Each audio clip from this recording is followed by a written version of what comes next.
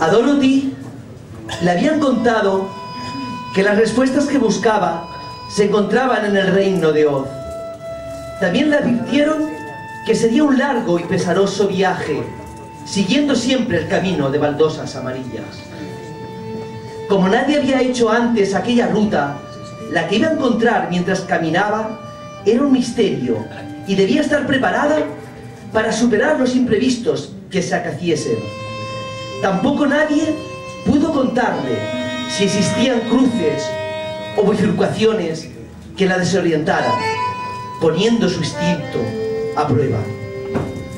Partió sola, dispuesta a no parar hasta llegar a las puertas de la ciudad Esmeralda, donde se las ingeniaría para ser recibida.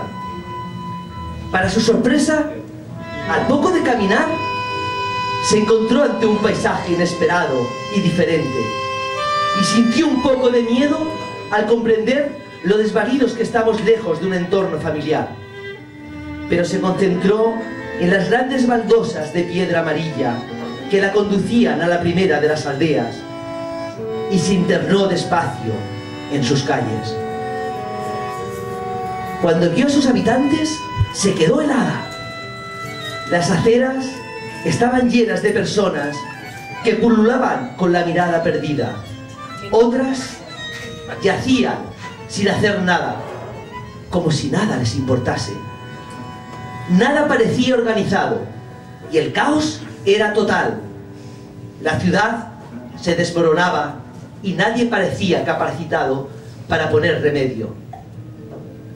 Dorothy habló con ellos y quiso saber el porqué de aquella desidia.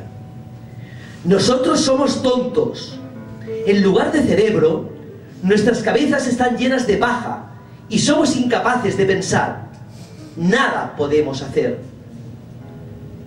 La recién llegada estuvo días entre aquellos benditos inocentes y poco a poco les convenció de que sus cerebros estaban donde debían de estar, y si alguien les llamó simple, ellos debían demostrar que no lo eran.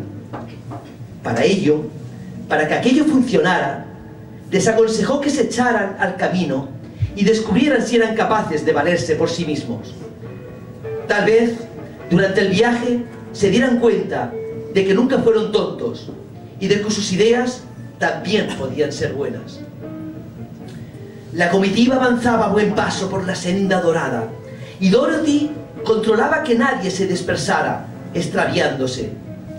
Cuando aparecía un desvío, consultaba con los espantapájaros, que se convencieron de que su opinión también contaba y de que entre cientos de disparates siempre se cuela algún acierto. Con algún que otro tropiezo, llegó a la ciudad de metal, donde fornidos leñadores talaban los bosques cercanos. Eran tipos rudos, embozados en corazas metálicas, que trabajaban de sol a sol, siempre con la mirada baja. No se saludaban, no compartían nada, y cada uno iba a lo suyo. Aquel lugar tampoco tenía futuro.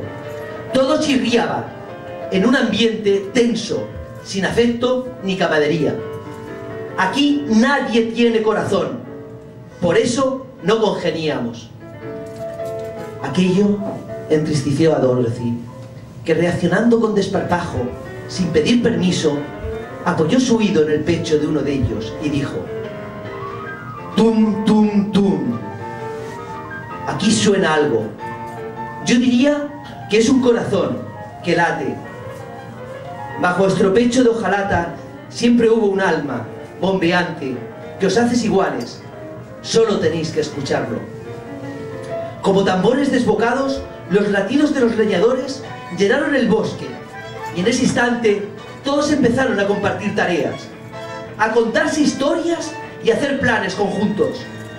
Solo hacía falta que alguien les dijera que podía hacerlo, que se olvidaran del miedo a mostrarse y que trabajar unidos les permitiría afrontar objetivos más importantes. Dorothy ya no estaba sola. Acompañada por los hombres de paja que habían aprendido a pensar, y por los leñadores de hojalata emocionado con el hecho de compartir, se internaron en un espeso bosque, siguiendo las baldosas que les guiaban. No tardaron en sentirse observados por sombras que le vigilaban, sin mostrarse. Aunque lejos de ser una emboscada, los que se ocultaban parecían más interesados en no ser vistos, pasando desapercibidos, sin cruzarse en su camino.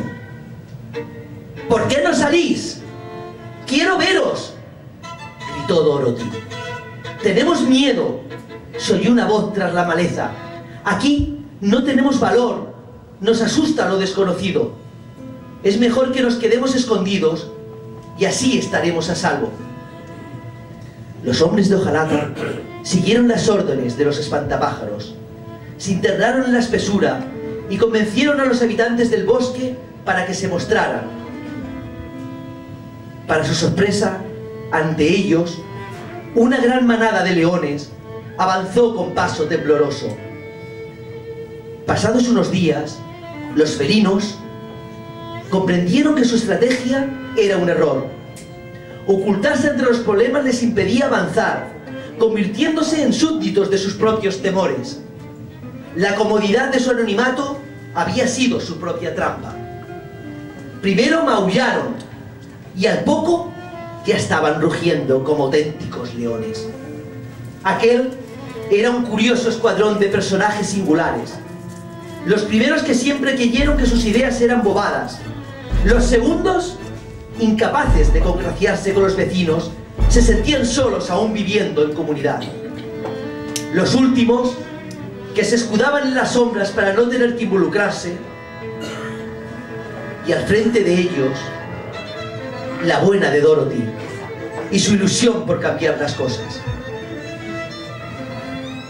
Pocos imaginaban los que entrarían al llegar al reino de Oz, la ciudad Esmeralda. Unos muros grises cerraban un feo conjunto de edificios descoloridos y llenos de moho, pero no parecía importunar a nadie. El mago, que gobernaba aquel sitio con artimañas, había convencido a sus habitantes para que siempre llevaran unas lentes con cristales tintados de verde, creando la ilusión de que vivían en un reino de esmeraldas. Disfrazaban sus problemas sin cuestionar las decisiones del mago, engañándose a sí mismo, incapaces de ver la realidad, acomodados en un estado de falso bienestar. El cuento sigue y Dorothy nunca se desviaría de su camino. En su viaje, ella encontró las respuestas que buscaba y una revelación que siempre guardaría en su corazón. Las cosas no siempre son como nos dicen. Cambiarlas es solo cuestión de proponérselo. Pero para eso hay que seguir un camino de baldosas. Quién sabe si amarillas. A lo mejor es el mismo sendero que tomó Dorothy.